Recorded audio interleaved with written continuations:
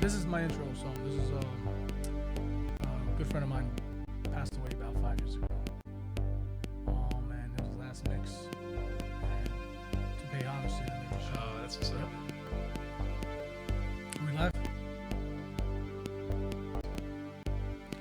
What's up? What's up? We're the Freestyle Freaks on HamiltonRadio.net. I'm Rafi Rotten, also known as DJ Noise.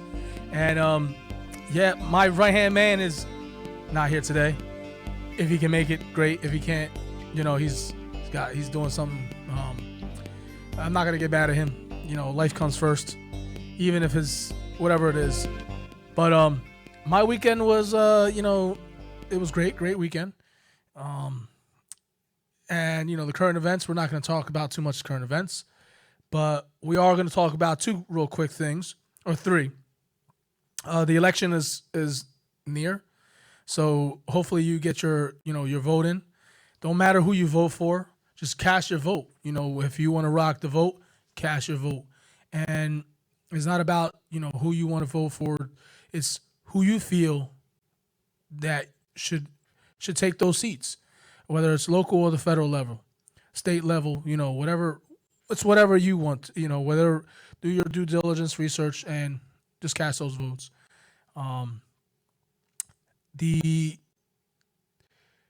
What else? We're talking about the coronavirus. Yes, we are looming. We are nearing a second wave. It's been predicted. Hopefully, we can curb it across the United States. Hopefully we can stay on top of it, and it doesn't become like what happened in late winter and the spring. We had hospitals overflowing and the whole entire country and the whole entire world was shut down. So hopefully we can stay on top of that. My weekend again was great. I did all kinds of things. But I have a guest here tonight, a good friend of mine. We know each other 23 years. 23 years. We went to high school together. When I went to high school, I knew a couple people. But he was the first official person, that I went to school with that introduced himself to me and said, "Hey, I'm Brooks," and I said, "I'm Ralph," and the rest is history. We've been friends with 23 years, and he's a great guy, and he's now a corporate. He's his own corporation basically. He does his coaching and all kinds of uplifting things, and I'm gonna let him. We're gonna get into obviously I don't have anything written. None of our questions are written down, padded or anything like that. So our conversation is gonna be, of course, organic. And usually my conversations are always like that. It's best to get them like that off the top. And I'm not gonna, it's his first time on my show, so I'm not gonna hit him hard with the questions. You better watch out for me, Fred. I got some stuff on you too. Oh, I got some stuff on you too. But we're not gonna go into all that stuff. It's all innocent. It's not crazy. It's just high school stuff. When we're younger. Talking about 23 years, we've both become amazing men. You've led a great career in life. Thank you for your service. Yeah. You're a retired state trooper. You don't look like you need to be retired, but we're not going to go into that. But I'm an old man now, just like you, man. And we're getting up there. 41. So, Brooks, tell us a little bit about yourself.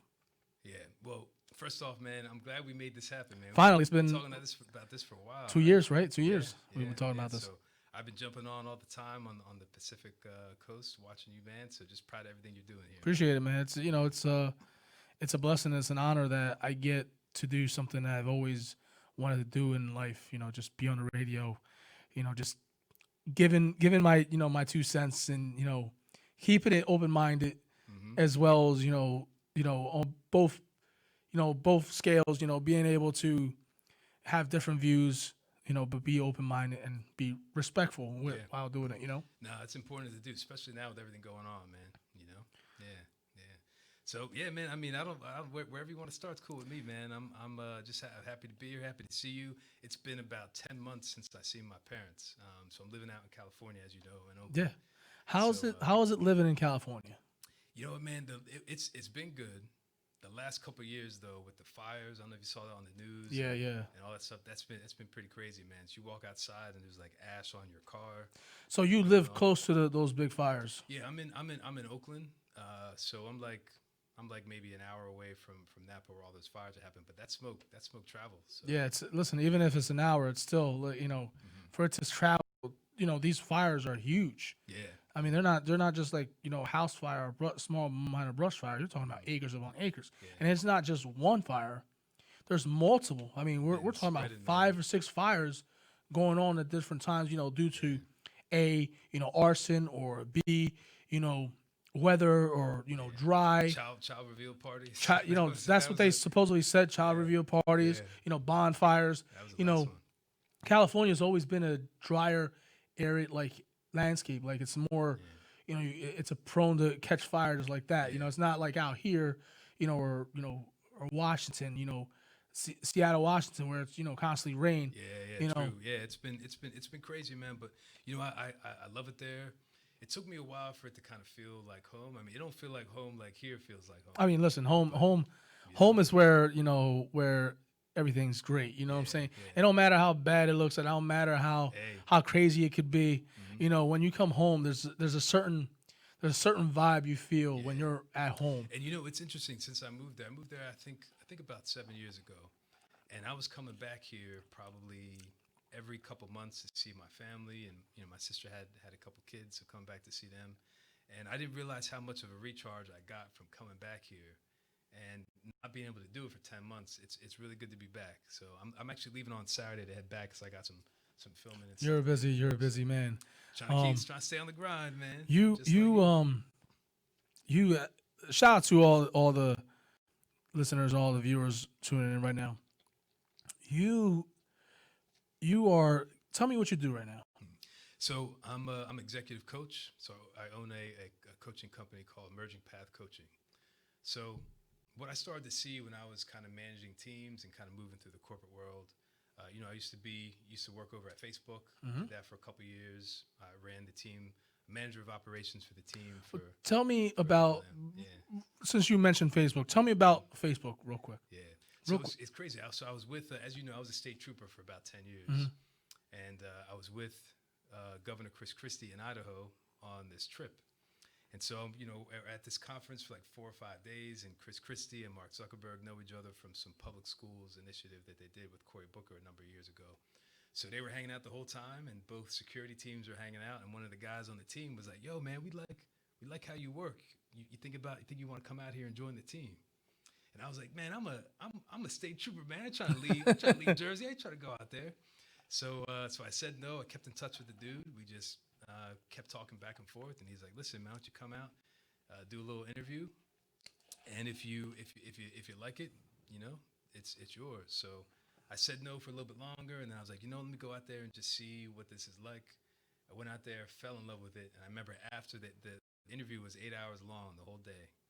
And I The remember I interview got was to 8 hours. yeah, Oof. you met with all kinds of people, and I sat in the parking lot, and I was sitting there for a couple of hours, and I was like, yeah, I think I'm gonna do this. So I yeah, that's how remember. it I came up. remember you physically called me, Yeah, and it's not every day you call me to just even though you may have called a few people, you called me and said I want some advice, Ralph. hmm I'm like, you want some advice from me? You're hell like, yeah, man. you're a state trooper. hmm And I was like, you got everything figured out. He's like, no, no, no, no, no. I want to know. I want to take your take on it. And I'm like, hmm you want my take? I'm like, listen, you get to travel. You're gonna make more money, and it's a once in a lifetime thing. Yeah, And I said, if you don't do it, you're gonna kick yourself in the ass, and you're gonna regret it. And I said, if I was you, if I was me, I would do it. And you're like, I'm gonna do it. I was like, oh my god, are you it was seriously? I'm gonna do it. Yes. yeah. I think my main concern was was missing out on the friendships and the Hmm. family from here. And it's interesting, since I went out there, I actually see a lot more people. I mean, this last year because of Corona, it hasn't been happening, but a lot of the friendships have gotten stronger. I mean, you and me, man, we can go Yeah, months without talking to each other. exactly. It don't even matter. And you call me and It's like you can call me any time of day, whatever it is. right back. And you're like, yo, what's up? I'm like, yo, what's up? Yeah. And that's what real friendship should be about. And that's what's missing, I think, from California sometimes. You know, I got friends here I've known for 30 years, longer than that sometimes, right? But you don't really have that when you move somewhere new. But it's comfortable there. It feels like a home. It doesn't feel like home. But I'm happy there, and was able to kind of transition my careers a couple times. So yeah, so right now I do coaching. I'm doing a lot of work in the diversity and inclusion space. So I go into corporate. I go into I taught a couple classes for Instagram today. Actually did 3 for Instagram today. Doing some work for some other Facebook teams, some other communications teams, fashion companies in New York City. I'll go kind of wherever is needed. So I teach managing unconscious bias. I'm a crucial conversations instructor. I got certified as a crisis hotline counselor. Well, so. let me know. Rewind that real fast. The management unconscious bias. Let me know. Tell me. I know a little bit about it, but for some of the viewers, our listeners around the world, they may not know what exactly that entails. Yeah. So let me know a little bit. Let us know what you're talking about. Yeah. So it's interesting. There's a lot of people that think they kind of know some of these concepts. Absolutely. But don't come up. So particularly in how the way that you've experienced the world, how those things kind of affect the decisions that you're making. So think about when somebody comes into an interview. Some people, in the first 30 seconds, somebody walks into a room and we think we know what's going on with them, right? So kind of it's a 3-hour program, and a lot of companies do diversity and bias training by recording a video and then passing it out and then giving it to the whole company. I refuse to do any recorded bias trainings because the power from these trainings comes from us learning how to talk about it. So the biases are something that we all have. I teach this stuff for a living, and I have biases, and so do you. Everybody does. Mm-hmm. So instead of trying to walk through the world like we are 100% aware of all of our conscious decisions, we can start to acknowledge and become more aware of how the way that we view people, which is based upon how we were raised, our experiences, can affect the decisions that we're making. And it can affect our life. Oh yeah, it can affect other people's life. The crazy thing about this too, man, it's like, one of the exercises I open with, I got a video of 5 different people. It's 7-second clip, and the person just walks up and says, "I'm whoever. Nice to meet you." You got to pick which person you'd like to have a 30-minute lunch break with, and then explain it to everybody on your team why you're choosing this person, right? So that's how we start off. It really kind of level sets for everybody. So kind of a fun, innocent example for lunch. But what happens when you're doing that in interviews? Or you got to make the decision to promote somebody on your team or fire somebody on your team. You're changing people's lives. Yeah, and I know where you come from because, I've had positions in management positions where I was the direct person on that property, and if a person's not working out, I had to go up to them, professionally and keep it real, and say, listen, let's just sit and talk for a second. It's not working out. I'm going to have to let you go. Yeah. It's the last thing I want to do, but, and it's hard. And you have to, right then and there, you have to pick and choose what wording you have to use. Yeah. And it's interesting about the wording, too. So there's a lot of phrases that we use in business that can cause some huge damage. So there's been a lot of studies on this. Black women in particular get called aggressive more than anybody else in the workplace. So when we're using these words to describe people, if you can't back up your feelings or the stories you're telling yourself about somebody with facts, not something you should be saying in a one-on-one. You shouldn't even say it live where somebody could possibly hear you. It's I. So yeah, we pass these stereotypes that are based upon what's comfortable for us onto other people. We're making decisions that are affecting other people's lives. And everybody has bias. Like I said, I have bias. Everybody does. But when you become aware of it and you still choose to make that decision, that's when you can run into some problems with that. Yeah, I get it. I mentioned time after time that I wake up every day trying to change the Yeah. world. Not, obviously we can't change the world in one day. Hmm. But when I say that trying to change the world is trying to be a better person, better version of myself today than I was yesterday. Yeah. Saying hi to somebody, goes a long way. Hmm. Certain gestures, how you treat people goes a long way. Yeah. We don't know on a daily what this person or that person is going through Hmm. in their minds. And not only what they are going through in the moment, what they've been through, Exactly. and how the way we were raised and all those things kind of affect things. And the crazy part, there's when I'm teaching these classes, some people sometimes I got groups of 50 to 60 to 70 people sometimes, and sometimes there's some people that don't believe that this stuff is real. They're kind It's of real, like, it's, oh, 1,000%. it's real, man.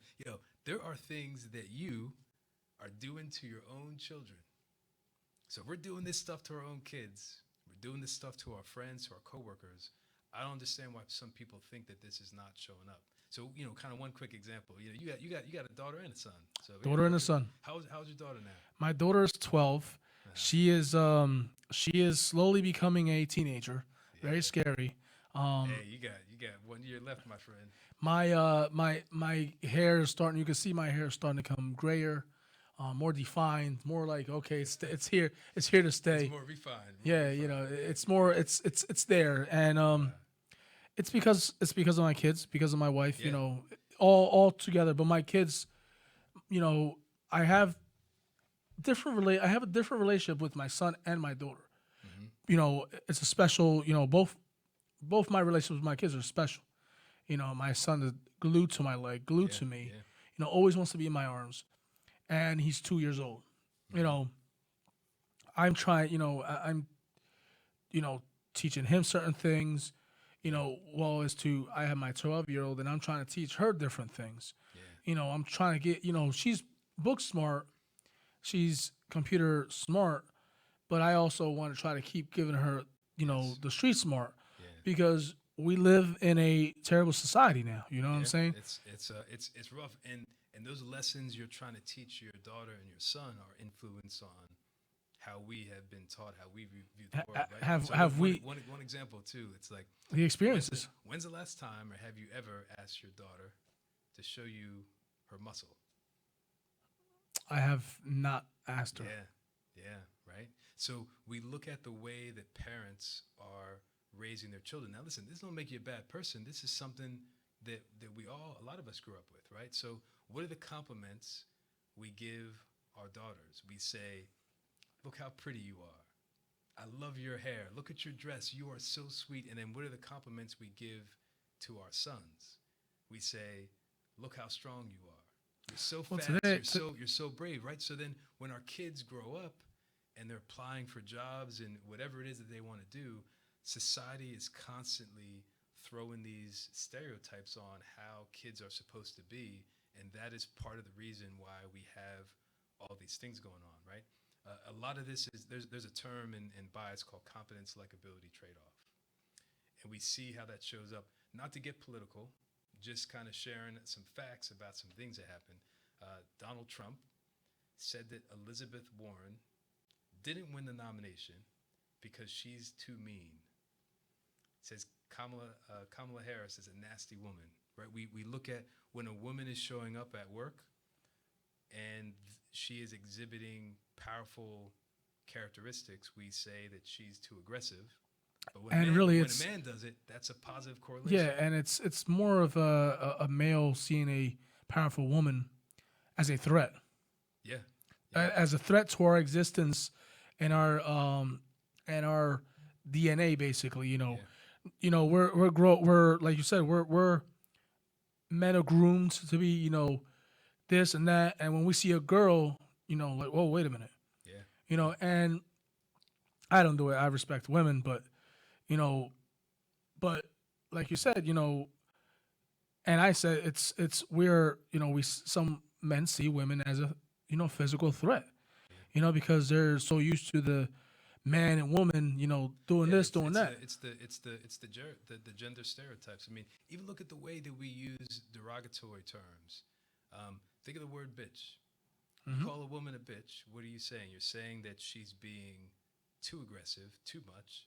When you call a man a bitch, He's he's being being too he's weak, exact. right? You're one hundred That's percent. You're that's one hundred confidence percent correct likability, on that. you know. So all those things are mixed up into these conversations we're having with people, the way that we're dealing with people, and it's causing havoc in the corporate world.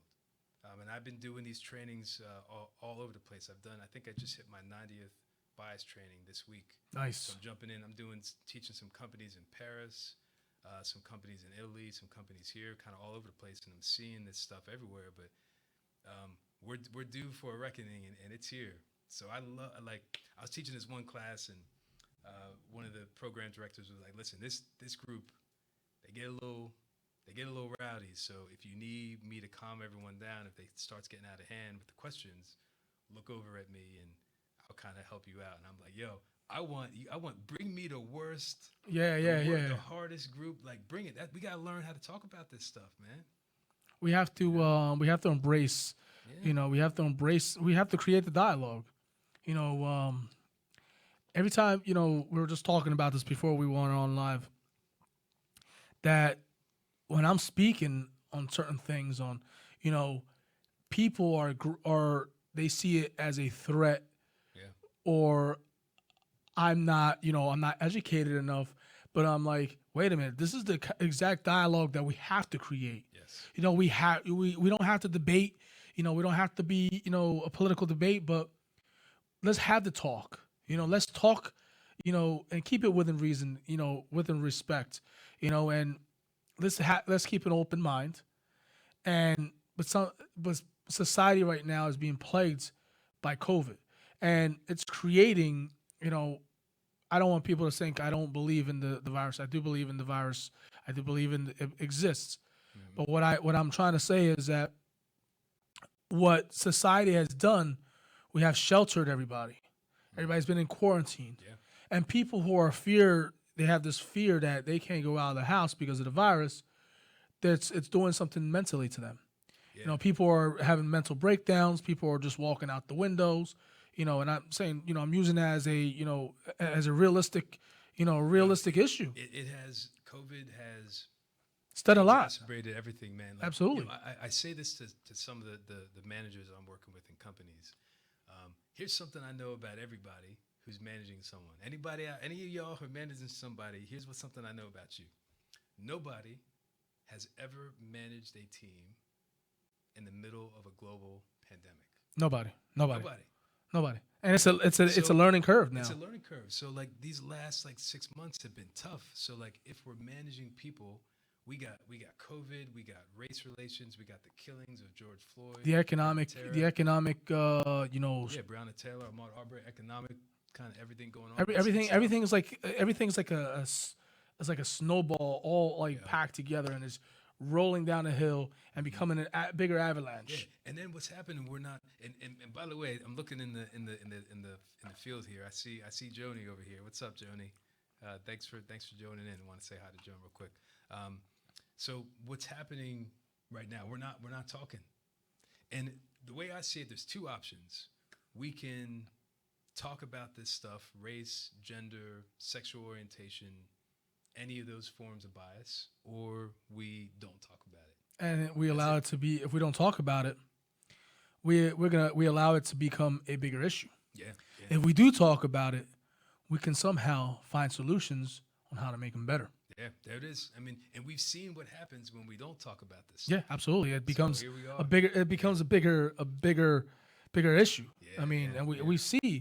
we see what's going on in society today. I mean, Mhm.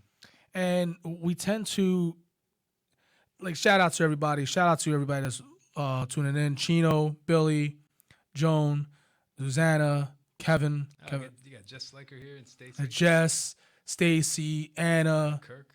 What up?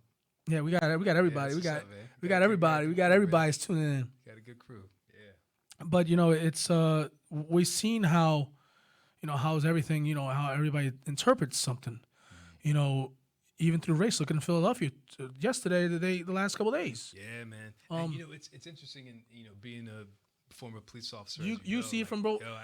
It's You see it from both crazy, man. perspectives. Yeah. You see it as that person, as also as a black man, Yeah. and you see it as a former police. You see it.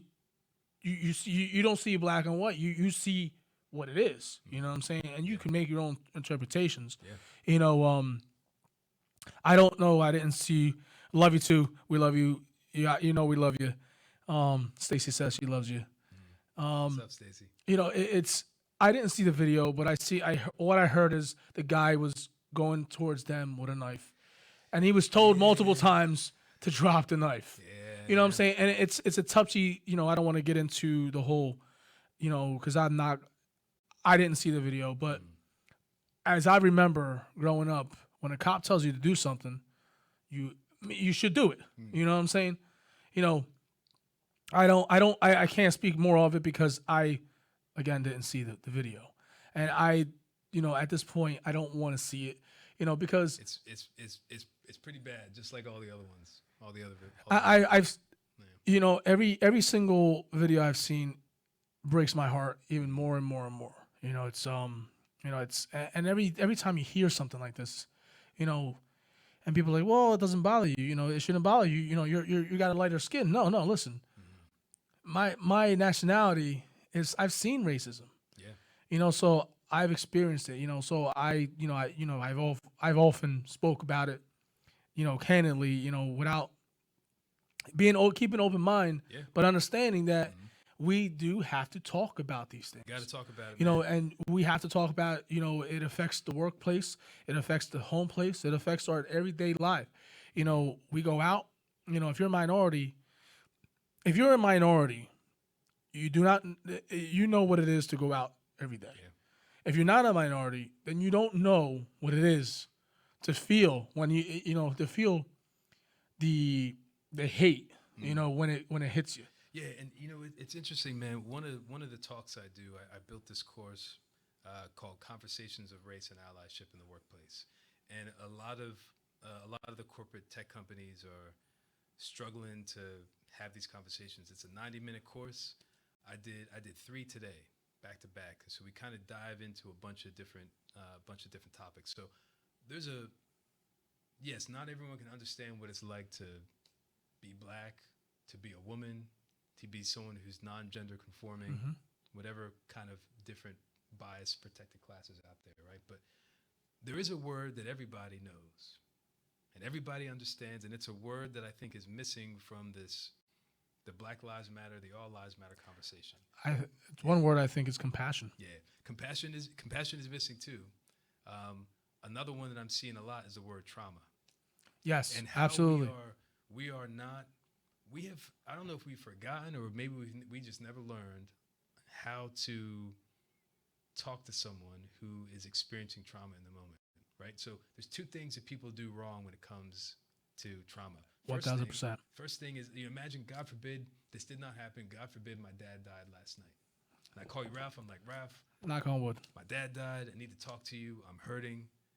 And you're like, Brooks, all dads will die one day. Yeah, that's true that all dads are going to die. But today, my dad did. And I'm coming to you as my friend to share my pain with you. And you've spread my pain out amongst everybody else. The second thing people do, they turn around and make it about themselves. They say, my dad died last year, and I was traveling in Spain at the time. I had to fly back home and plan the funeral, get all my friends together. My dad was my best friend. I'm like, yeah, man, I'm sorry that happened to you, but I'm the one that came to you with my pain, and you have turned it around and made it about yourself.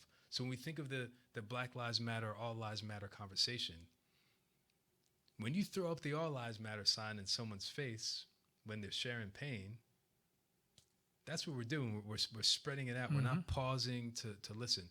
When the Boston Marathon bombing happened, what everybody do on social media, Boston strong. Everywhere you looked, Boston strong. Yep. Could you imagine if you were in the marathon and the bomb went off, and the next day you got your Boston Strong T-shirt on, and someone's like, Philadelphia is strong too, right? What about New York City? You know, all cities are strong. No, nobody did that. Everybody was about Boston because Boston was the city that was in pain at that moment. So we focused our attention where the attention was deserved to go, where it needed to go. And the New York Yankees and the Boston Red Sox, the biggest sports rivalry, Yeah. the Yankees had on T-shirts that said Boston Strong.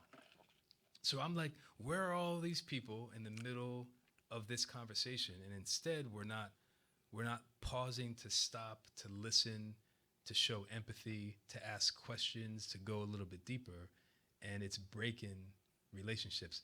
This conversation's tearing friendships apart, and we're not Absolutely. pausing. We're not pausing to wait, to listen. And I want to add to that, like, a few of us remember 9/11. When 9/11 hit, there was nothing about race. Yeah, It was New York. You know what I'm saying? it's all about New York. It was all about New York. It didn't matter. And everybody understood many people from different countries died that day. Yeah, And it didn't, there was nothing about race. It was like, you know what? We stand with New York 1000%. yeah, And for the first time in my life, for a good month, maybe two, I seen society show compassion, show empathy, show love, you know, yeah. treat people with kindness. There was a lot of that too, and I remember those moments. And there was also a lot of hate turned towards people who were Muslim, people who looked like they were Muslim. Yes. I remember I got some friends in the Sikh community who they were turbans, they're Indian. People thought they were getting beat up. Yes. People thought that and even if they were Muslim, it didn't matter. So there was a lot of unity, but there's a dark side to this unity, and I think some of that dark side has been coming up a lot over the course of the last 4 years. Well, I think that's always been that dark side of of the unity has always been around. World War II. It's always built hate. When we were fighting Japan. Yeah. We were here and turning. We were fighting Germany about camps, but we had camps here. Yeah. For Japanese. People don't know that. Yeah. And I didn't want to go into the history, but it's crazy. It's crazy, man. How we can condemn one thing, yet we're doing almost the very same thing. Not in the same same way. Yeah. But they were in camps. We didn't do we didn't commit the atrocities that the Germans did. Yeah. But we still had Japanese, POWs or even Japanese citizens said you got to go into this camp because we don't know what you can be communist. I mean, that is the undercurrent of a lot of our culture and history of the United States of America right there. So, I think, again, not to get into politics, but just stating facts. Donald Trump has banned all bias trainings for every federal agency. There's a couple companies I was working with who are federal contractors that couldn't do the training anymore. And hey, we're sitting down talking. That's why did he ban that? Now that's something I never knew. Yeah. That's something I didn't know, and it's insane that you say that. Yeah. Literally just weeks before the election. Yeah. Yeah. Well, he's saying that it was banned. Looks like he's saying it was banned because those trainings are un-American. Billy on the line. Let's pick up the phone. Let's pick up the phone. Here. All right, Billy, where you at, man? Man, I apologize. But I don't mean to sound like a diva or nothing, man, but I was getting my hair done, and my appointment spilled over. Hey, you got hair to still get did, my friend. It's all good. Yeah, we use that word. He's getting his hair did. Hey, look, I'm gonna take that as the ultimate compliment, man, coming from Prom King over there. Oh man, that's old, man. That's back in the day. That's back in the day. Yo, when I tell you, man, hey, look, yo, this is as honest as I could possibly be with it, man. But like, you was definitely one of the singers that I definitely looked up to, and I couldn't say it at the time, because I was young and we got pride and ego and all of that, But I definitely looked up to you, man. Like I tried to gravitate, towards the positive, people, like influential people, man. Of course, Ralph was definitely one of them, man. But I definitely hold you, man, in a high regard, man. Like when I tell you, man, like you was receiving the Prom King crown and stuff. It reminded me of like a Barack Obama moment, bro. Yo, I man, mean, that means hey, a lot to me, man. it was pep rally and stuff, like pretty much like homecoming, all of that, man. Like it was like the weather was all lovely, and it was just the sun was just like beaming off of your forehead. I'm like, look at this dude. I'm like, he's like biblical right now. Like, what the hell is this? Yo, that's what's up, Billy. That means a lot to me, man. It really does, man. Thank you for man. saying that, bro. I'm definitely I'm definitely kicking myself in the butt. I forgot that we was even having the guest, man. But I did try to do this appointment early, and I can never dictate what how long I'm gonna actually be sitting in the chair, man. So I'm just now finishing up. I was gonna try to hit the highway to make it up there. I was still gonna try to make it, but I'm like trying to leave from trying to make it up there now. It'd be kind of late, but I definitely had to call. Yeah, it's about time you did something with that nappy head. Nah, Billy, it's all good. It's all good, brother. It's all good, brother. Listen, I can't say I understand what it's like to not know how long the hair appointment will take, but I can only imagine. But it's all good, and I'll be back, man. This ain't gonna be the last. Yeah, we're working to having a couple more interviews. Yeah, we got a lot of stuff to talk about. Yeah, so we can. This is just we're only scratching the surface with this. So we're gonna have more. We were before going on air. We already said, hey, let's do another one. Oh yeah, we got plenty. And by the way, my prom date is on the call here. Joni Tafro is still hanging out with us on the call here. So shout out to shout it. I saw her in the comments. Okay. Yeah, she's still hanging. Shout out to Carney. Shout out to Dorian. Shout out to Michelle. Shout out to your mom. She's tuning in. Your mom's tuning in, bro. Cool, man. Cool. We got just like. Hey, wait. I just want to say, man, one thing, man. Before I do hang up, man. Ruben, please take note from Bruce. See, he don't try to get no sideburn ponytail. He didn't try to get make a ponytail out of his sideburns. He knew he was losing it, and he cut it all off. You should take notes, Ruben. You understand? I think you just Mullet in the back. I think he just hung up on him. Hey, listen. I'm about to hang up, man, because I don't want to take the rest of the airwaves and the shout-outs and everything, man. Hey, Bruce, man, listen, I admire you. I definitely admire you, man. Every single thing about you, man, from high school, man, all the way to, adulthood. Man, keep on doing your thing, man. I apologize for not being there. Ralph, brother, you already know, man, if it was up to me, I'd have definitely been there front and center. Thank you for understanding. Ruben, you're still a moron, but, hey, I rock with you, man, because we all Hamilton Radio family. So I'm not going to take up the lines, man. Much love to y'all and everybody that tuned in. Tuned in. Definitely, appreciate y'all support, man. Thanks. Appreciate it. My name is Billy the Kid, and I'm signing off. Ruben, you're a douche. Thanks, brother. Appreciate that, brother. I'll see you soon, man. Shout out to my boy Nick tuning in right now. Back to it is great that you came on and we can shed light on a little bit of, because it relates to what you're teaching or you're coaching, and it relates to what is going on in society as a whole. You know what I'm saying? It's we didn't even take it political. Mm-hmm. We just took it. We're talking about facts. Right? We just thought facts.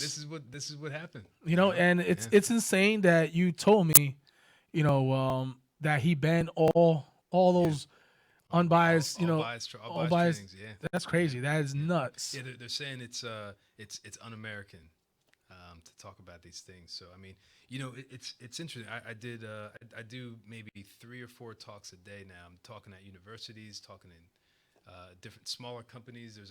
There's a fashion company in New York City that I do some consulting work for. Just all over the place. And the moment that we can get to when everybody, you be on a call with like 50 people and everybody shares something. And it's cool to like end the class with like that moment. And I'm like, look around the Zoom room here, find one person that did not talk and share today. And people look around and everybody did it. So I'm like, it's a shame that some people think that it is not possible to learn how to have these conversations, because it is. Not only is it possible, it's necessary, man. Well, I look at it as like in a way, it's a. You said you have crisis management and counseling under your belt as well, and you passed a course on that. Yeah. In America right now, I'm going to say this proudly and realistically, that in America right now, we don't have proper psychologists, psychiatry, therapists readily available. Yes. You know what I'm saying?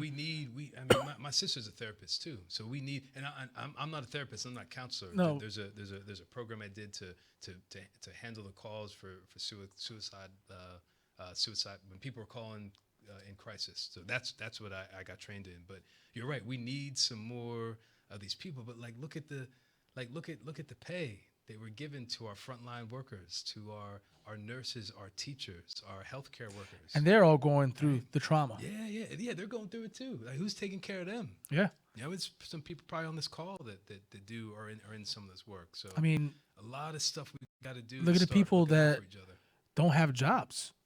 Yeah. I mean, the issues that they're probably going through. On top of the issues that were already there, and have not been addressed. It's Gabe just tuned in. Yeah. Shout out to Gabe. And it's I think it's an amazing thing that you came on. We've been talking about this for months, years, that we were gonna have. Even when I first started, I was like, yo, you're gonna come on.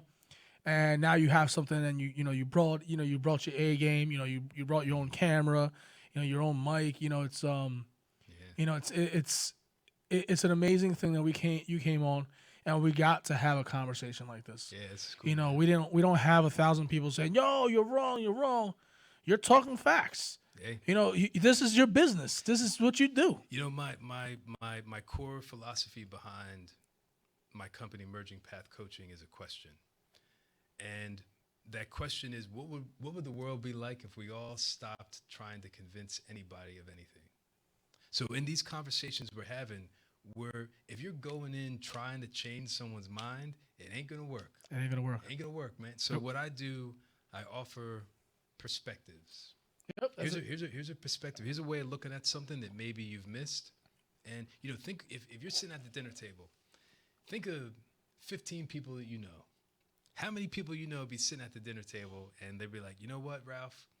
What you just said, I've been wrong my whole life. You've changed my way of thinking. I just realized I'm wrong. I'm sorry, and I will not think about that way anymore. Nobody does that.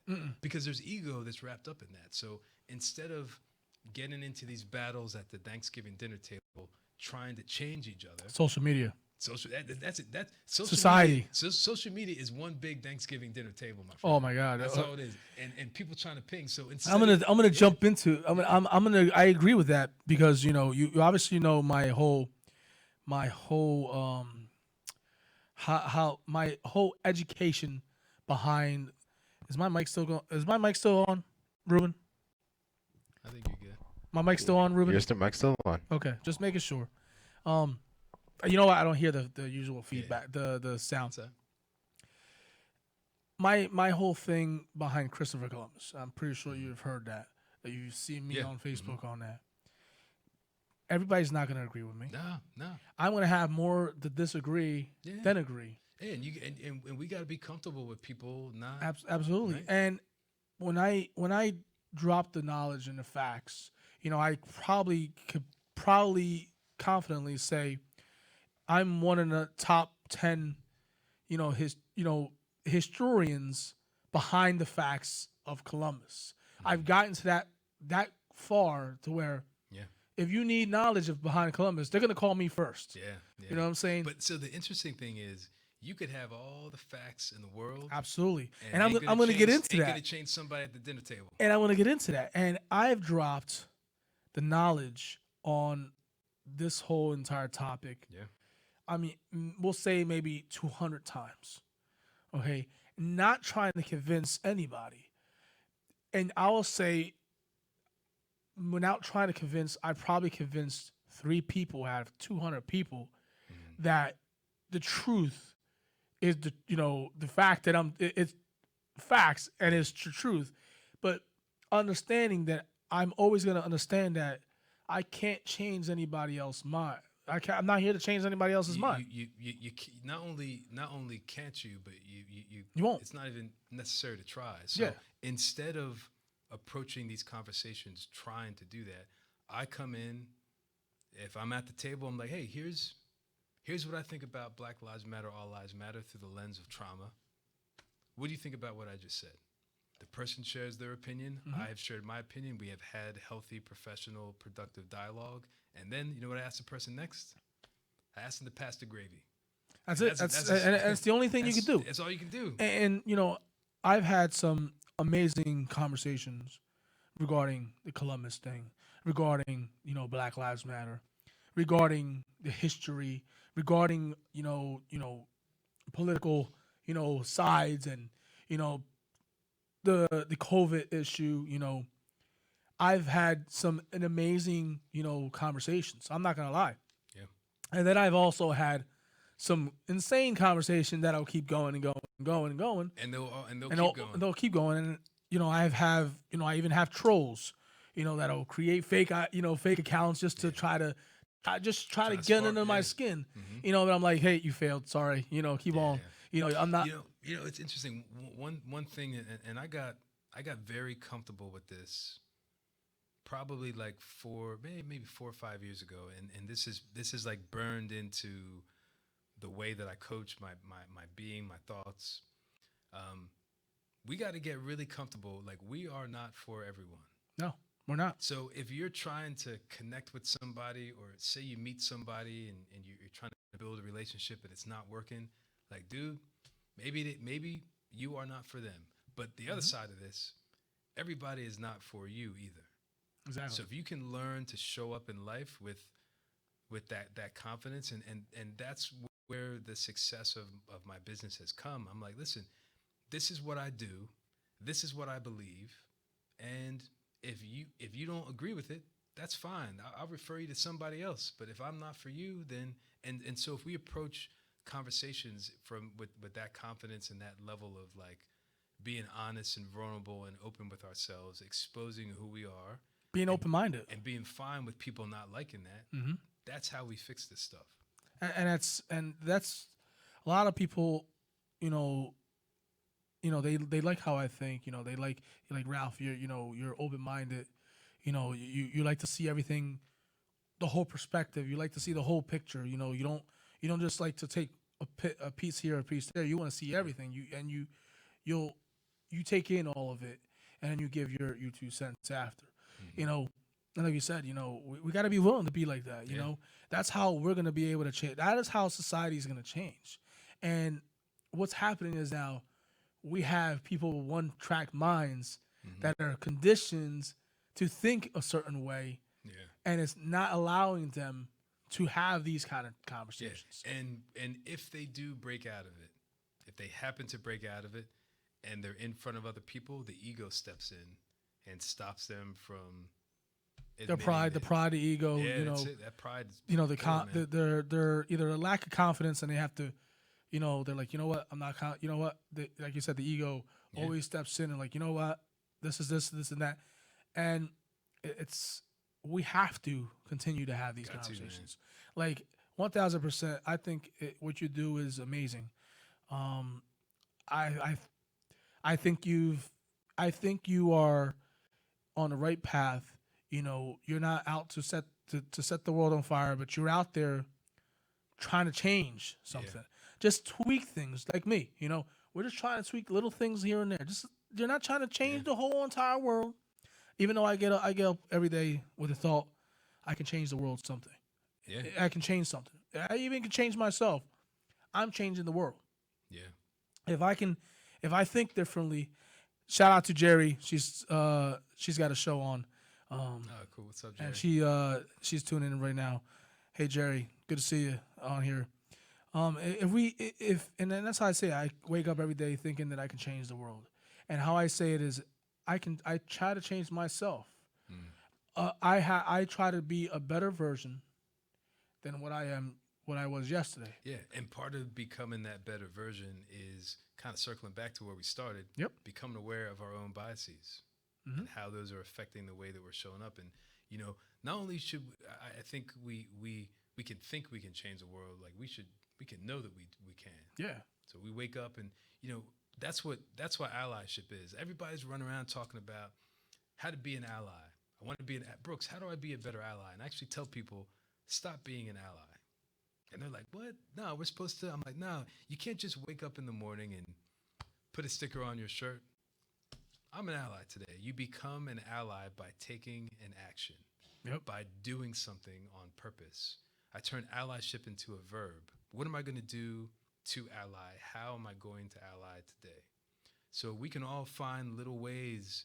It don't got to be this big, huge thing. If you think back to the time that you've fallen in love with someone, probably not because they planned this big vacation. It's the little things they do. It's sitting down on the couch, watching a movie with someone, and when they get up to get themselves a glass of water, they bring one back for you too when you didn't even ask. Right? The accumulation of those small actions are what builds connection. So if we can look in our own ways to act as better allies for each other, that's how we change this stuff. And by you waking up in the morning like, no, what am I gonna do? Don't just talk about it. What am I gonna do? Absolutely. Today? And that's what you've been doing. Shout out to Andre. Too, I applaud both of us. I mean, we are, we're men of action. You know what I'm saying? We don't sit and watch the TV, yell at the TV. We don't sit there behind the computer and be a Twitter warrior, or a computer warrior and stuff like that. Yeah. We strive to physically change the narrative, and we understand. We understand wholeheartedly that we're not going to change. We're not for, like you said, we're not for everybody. Yeah. But we're for somebody, and for those somebodies, I like that, man. For those somebodies, we matter. We are, people look up to us, or people, they appreciate what we do.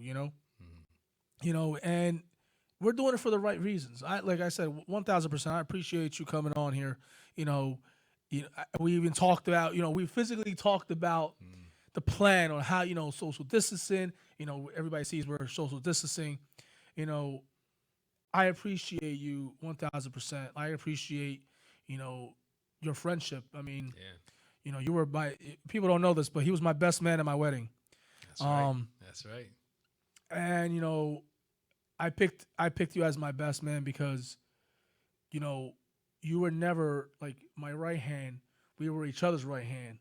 So we went down to Florida together. It was it was no, we went there together. It wasn't, we did our own thing, but we went there like as brothers. We worked at Walmart together. It was always side by side. We always had each other's back, no matter what it no matter what it was. And that's what that's the most respect I have for you about our friendship is, like you said, we don't have to talk for a year, and you pick up the phone, you're like, yo, Ralph, what's up? Yo, what's up? Like that's right, and it's like nothing, we need these continuous friendships. Yes. We need, and I'm not saying that, I'm talking about in general, you know what I'm saying? Yeah. We need to, and you and me, we've always been like on point, but I don't know if we've ever had a conversation like this. Nah, I don't You know what I'm think saying? so, yeah. But yeah. we've had many. You know what I'm saying? We've Yeah, had no, we've had a lot of deep conversations, but not I don't think one like this. Like but, this, you know but what I'm the saying? world has also never like this moment. I don't Exactly. say it's never been like this, but in my lifetime, in our lifetime, No, this is this is a deeper uncharted space. waters. Yeah, This is and like I said, I'm glad, absolutely, his face is hidden by the live icon. His Yeah. face is hidden by a live icon. yeah too- Oh, your face is hiding by the live icon. Can you move over a little bit, just a tad Oh bit? man, we're already it's too late now. We're already done. It's all good. Oh, I see what you're talking about. Yeah, But once that goes off, you'll see the video. yeah. Once you see once it goes off, the live goes off, you'll see the video. Yeah. Thanks, Jerry, for hitting us up on that. Yeah, it's I pretty didn't catchy. put two and two. I didn't Yeah. put two and two together. Yeah, it's all good. But you're absolutely correct on everything you speak of. Again, thank you for coming on to the show. Yeah. It's been a while in the working, and who's your shout outs, my brother? Oh man, I wanna shout out everybody who's on the call here, man. My brother Gabe is on here. Jessica Sliker, Stacy Weatherby, got Kirk Partika. Can't forget about Joni over here. Joni Tafro, always getting my back, always supported all the time. So yeah, everybody that turned in, your family. Got to talk to your mom the other day for a quick minute. Right? in the Yeah. car. It's Right. cool. Right. Haven't It been a long time, man. was like a. Oh, I want to see his cute face. Oh, she wants to see your cute face. What's up, Jerry? It was it was only a little bit, but it's you're like a brother to me. You've ate dinner at my house. You're family. You know That's what I'm right. saying? Always will be. Man. And again, I appreciate you coming on. Thank you for the shout out. Shout out to everybody that's tuned in on Facebook, on the sites, watching YouTube, listening to us around the world. I thank the producers and the owners of the station giving me a platform to constantly, deliver. We constantly try to deliver something different, something unique, something that it hits the home. Something that you can relate to, something that you can take with you. And I hope Brooks, left you with something, amazing, because, this guy is, he is wise beyond his years, really wise, and what he's doing is amazing. He's a world of knowledge. If he'll tell you how can they contact you. Yeah. Hit me up. The website's mergingpath.com, www.mergingpath.com. I'm on Instagram, Brooks E. Scott, Twitter, Brooks E. Scott, and on LinkedIn. So yeah, I might have to get you on. I don't think I have you on Twitter. Yeah, I don't know if we're on there yet. I'm on there. I got a few followers. All right, here we go. Like I got shout out to the producers, the owners giving me this platform. Shout out to my wife. Shout out to my daughter. Shout out to my son.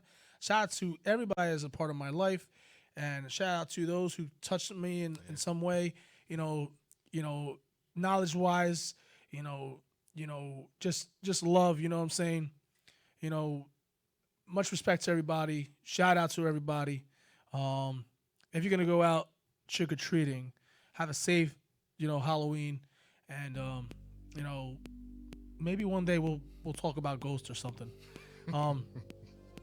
But again, thank you for coming on. Anytime. This won't be the last one, man. This is Brooks from your company again. Yeah, Merging Path. Brooks from Merging Path. Look him up. He is a very, very saying you have a stain on your shirt. Check his shirt for stains. My shirt or his shirt? I just got a plain t-shirt on. I got a Adidas shirt, so mine could be stained. I got kids, so But again, thank you for coming on. Thank you for giving your Very welcome, brother. your view on things. It's very well appreciated. We're the Freestyle Freaks on HamiltonRadio.net. I'm Ralphie Rotten, also known as DJ Noise. We love you guys. Peace, love, and we'll see you soon next week. Shout out to all the viewers. Thank you guys. We love y'all. Peace. And I was